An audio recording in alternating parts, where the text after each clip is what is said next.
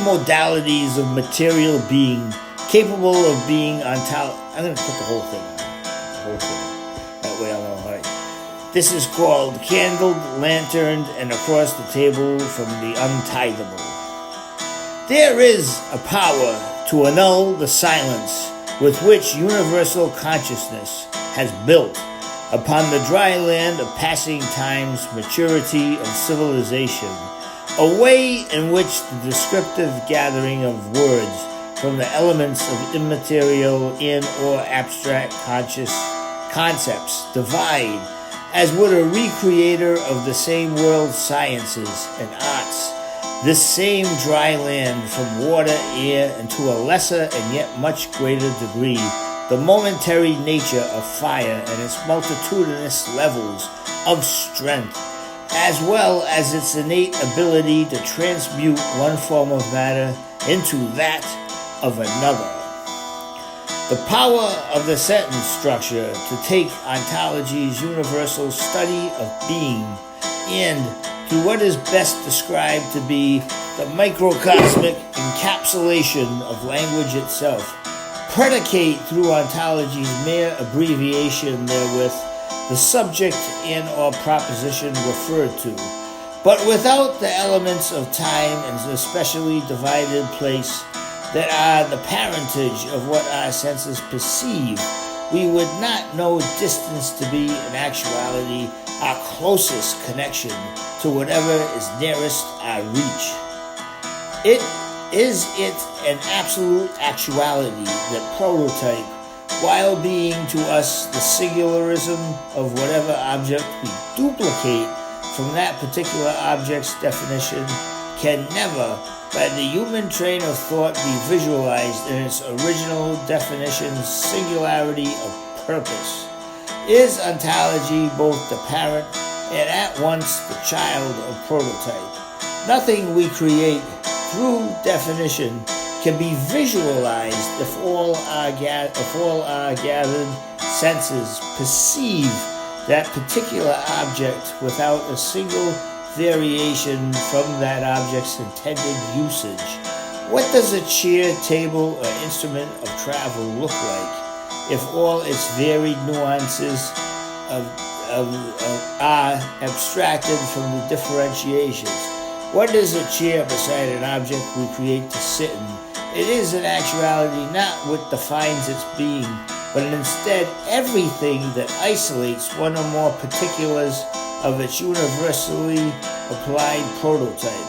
And given that singular derivative of its composite being, whether that be its weight, shape, color, texture, curvature, or compartmentalization defined through separating what unifies its characteristics and isolated individuality of enumerated oneness that separates it from any other model of its parent and universalizable prototype through definition's ideal being, are only modalities of material being capable of being ontologized and epistemologized from an original prototype, or are modalities of action, motion, and various vehicularities readily adapted into ontology and epistemology by their own defining characterization concerning that of action. I would think that not only people, places, and things can be studied, but modes co-involving trajectory, impasse, and causation born of effectuality are also, as to the swiftly overtaking carriage, thrown into half-sown visage relief, a birthstone mother, unpretending prologue, overture, or the more so cinematically eclipsed confluences of the three that recreate with each following faith and hope the erudition that tips the sun-orbiting spheres from the axes wherever a lifelong body of work, illegitimatized by the moment to hand, is, as well, the only link to the same art's varied landscapes, sooner than later looked back upon by humanity's innate refusal to annul its carbonated flame a second time from that of transcendence, transmutability, or the waking into first light's reconsidered call and response thereunto. What was old is next day remade new. In anthropology, as an off-branch born from a sister-parented science, vaguely unenumerated or yet definable, existentialism's highly individuate and idiosyncratic systems pertaining whatever adapts itself from the contingent climates, innately conceived trilogies so central to the linear concerns all aboarding art and science therewith, and last and first of all, the looser be the knit, the higher is the climb. And if these very words don't fit the thought that rules your mind, the hair-braiding servant of love's queen, be righteous, kind, yet unexplained by the rain-swept posted signs. There's never been a water that won't be brought to boil. There's nowhere to be found, my friend, an earth annexed of soil. And from my doorstep to the mountains the ear is kindly wove, and am I taught each day anew to shoe the horse in time to ride, either side of roads ordained by history herself to serve the bread and wine to the mountains climb. A feasting few in ancient dress by the rest that dine, where no other land knew, also posted signs of retinue that find us all sighted blind, by black and white believed to be by law what is arbitrary truth, overseen elsewhere by perspectives, deep sought signs.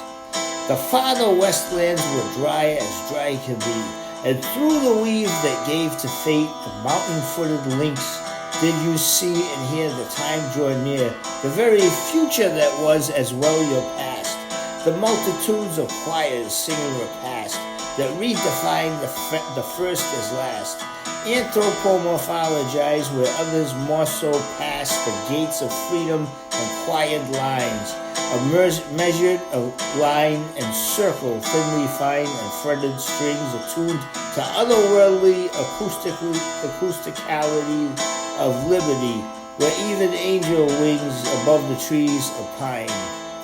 A quietude's whispered winter song to which and who the nights and days belong.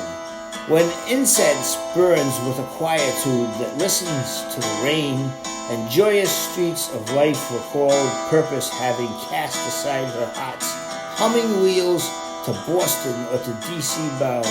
What words cannot explain through metaphor the tight shut door?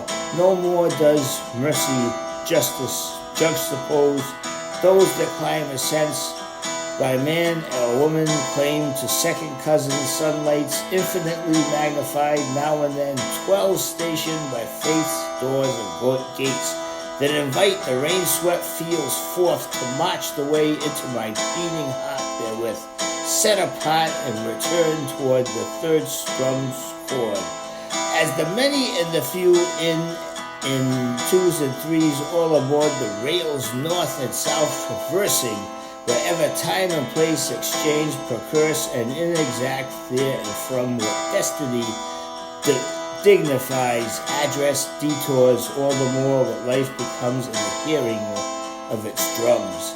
They say that the past habitually, as would any narcotic, belong, instead of physical addiction, to the cyclic line of measure critically central to history's fluent renaissance, placing in check a king while holding in immediate peril the night that, by and through its very nature, can get into places strategically designed to fortify the opposite nature dwelling in its enemy's pieces by one piece, the same piece, the possible movements of which are composed of the same postures, igniting either offense or defense. And that is the beginning of a book I'm working on. I hope you enjoy it. God bless everyone and have a great day and week as possible as can be. And I pray that we all stay safe. God bless. bless everyone.